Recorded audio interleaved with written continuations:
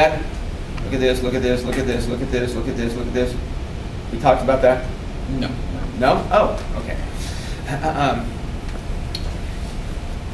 Children at this age are very, very simple reasoners. Not. They don't reason. Basically, maybe they're able to think to the point they can move around. I think I did talk about the fact that children at this very young age often don't even recognize that their appendages, their hands, their arms are attached. They don't understand they have control over it. Yeah. My daughter was very young. Did I talk about this? My daughter's a little kid. Said, no? Oh, he's an example of a lot. All right. My daughter, I don't know, she had 6, 8 months or so, something like that. She was sitting up, but she couldn't get out. She couldn't crawl yet, but she was sitting up. Put her down for a nap. Her bedroom was upstairs. I went downstairs, yes indeed. I heard her screaming. So I go running back upstairs to see what's going on with her. She's sitting up in her crib, screaming like a banshee. How come? Because he's got a hold of her hair going, I thought, my little girl, she takes that to her daddy. She's having a bad hair day. What was going on? Brain damage. Well, not brain damage, but lack of brain growth. The brain of that child has not become sophisticated enough to be able to recognize it even has control over its own hands. Classic other stage. It's a little older. Children begin to crawl, begin to move. That's a big deal when your baby crawls. Even a bigger deal when they take their first steps.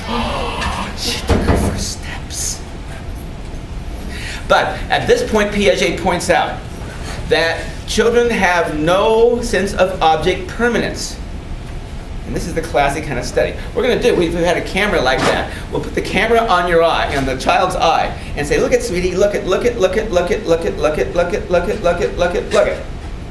If I had a camera on your eye, as the pen goes behind the cloth, your eye tracks over and waits for it to emerge on the other side. Because you recognize just because you don't see something, it continues to exist. That's called object permanence.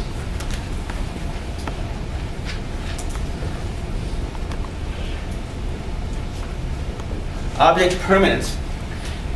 Do the same thing with a 1-year-old. Look at daddy, look at daddy, look at daddy. The minute that pin is gone behind the cloth, what do you get?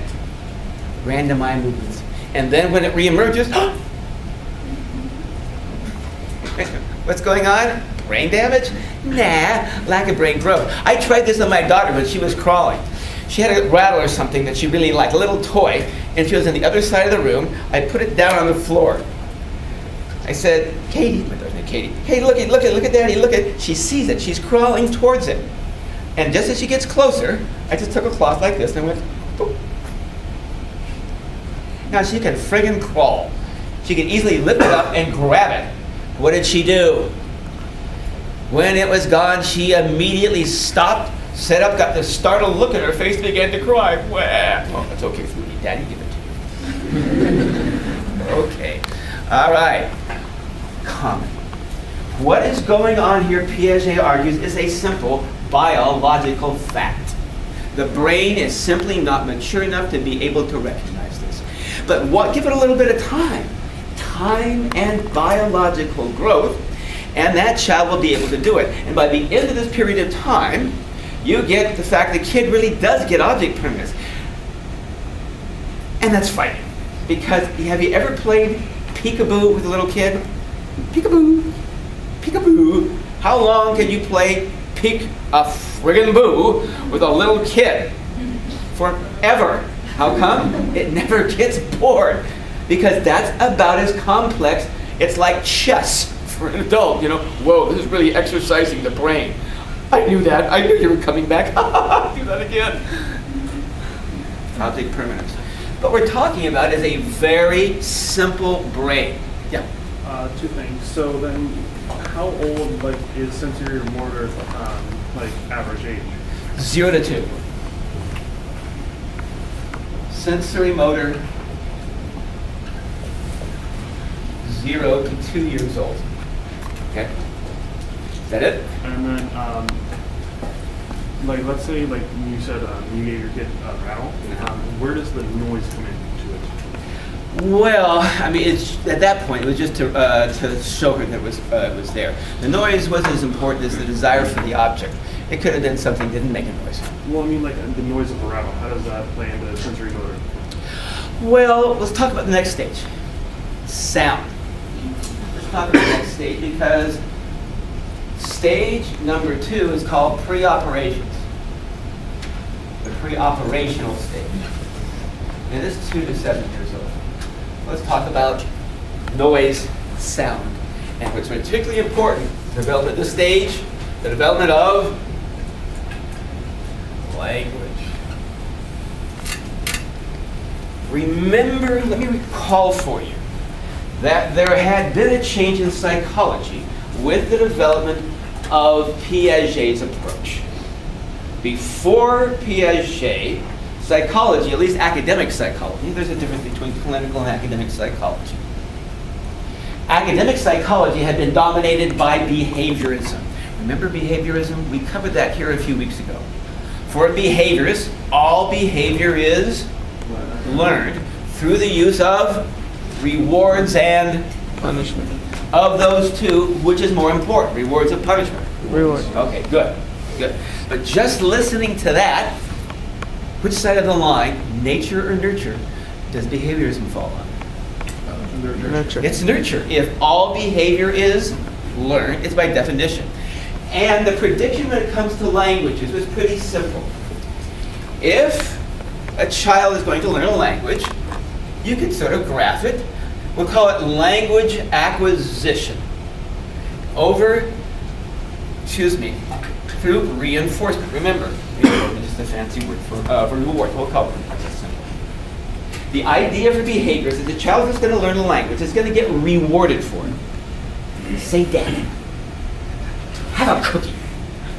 Okay, I just rewarded Juan for language use. The more I give him cookies, the more I reward him, the more he's going to learn to speak. You follow the logic of that? That's behaviors. That's the prediction of behaviorism. You will teach a child language by rewarding him. And so you should get, the prediction here is a fairly simple linear function. That is, the more you reward a child for language over time, the quicker they'll learn the language. That's the prediction. However, is that the way we actually know language learns over time? So this is 1 month, 2 months, up here to, 7 years or whatever it is. Is that the way we know children learn language? No, absolutely not. For the first couple of years, for the first stage of sensory motor, there's practically nothing. And then maybe a word or two until you get here about 18 months or 2 years. And all of a sudden there's an inflection in the curve. Up to this point, maybe the child has learned 2 or 3 words over the course of the last 6 months. However, at this point, they're learning 2 or 3 words a day. Something's changed. This is not this nice linear function. No. Something's changed in terms of the structure of that child's brain. What we now know is that the neural connections for language is being laid down in this crucial period of time. Before this, most of the connections of the brain are being devoted to sensing and moving. Now that portion of the brain is now growing that's responsible for language. Fascinating study. You're interested in sounds. They studied deaf children born deaf. They don't know what sound is. But about the age of about 2 years old or so, every child, even though they don't know what sound is, begins to make noises. And it's the same sounds hearing children make. But they don't know what a sound is. So, what does that sound like? Nature or nurture? Nurture. Nature. It's an biological. It's an instinct. It's an instinct. That's Piaget's big contribution. Piaget and a number of what are called psycholinguists, people, Chomsky, others. And a child develops the ability to learn a language. We know that there is a crucial period of time for language learning, from about 2 to about 7 years old. The ability of that child to learn language skyrockets, but what we know is that once you get out here, past 7 years old, language learning begins to slow down. And what's probably going on is that the neural connections for language are crucially being laid down in these crucial 5 years or so, between 2 and 7 years old. And after that, you can add, but it's much more difficult than it was before. For example, once in this country, when did we start teaching a language besides English in school, typically? High school. How many of you ever had a foreign language in high school? Okay, me too. How many of you who started that foreign language in high school, how many of you could pass yourself off now as a native speaker of that language? It's not going to happen. How come? Because the brain connections for language have already been laid down. It's kind of like concrete. You know, concrete, when it's wet, you can form it into whatever you want. It's really easily manipulated. But once that concrete is set up, yeah, you can change it, but it's going to be a pain in the butt. You're going to chisel and chisel and chisel. It's much like that physical structure of the brain. We've laid down the neural connections for language in these crucial years. Now you can change them, but twice, and it's going to be much more difficult. Look, I took high school language like most Americans do. I've now had, since high school, I've already probably had 7 years of Spanish in various places, and I still sound like the monster from Gringolandia. Hola, hombre, que tal, dude? My Spanish is pathetic. I can understand what other people say, but I can't. I sound like a retarded third grader. Me want something good, yay! Okay. How come? What we know is that if you are going to acquire a language, it is crucial. It is easier. It just makes much more biological sense that you do it in the crucial 2 to 7 years period of time. There's concern about language sound. So then, since we have data on this, multiple studies. How come society won't accept this data? because of culture. Culture, by its very nature, is emotional and irrational. We're going to take some foreign fucking language, let them goddamn learn English. Okay, we know it'd be much better if we were all exposed to language, not in high school, not in junior high school. It's even questionable whether we should even start that early in elementary school. It should probably be started in preschool.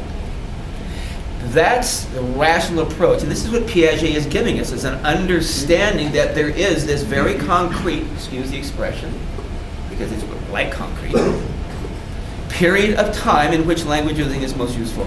And as a consequence, we really should be teaching our language much earlier for our children.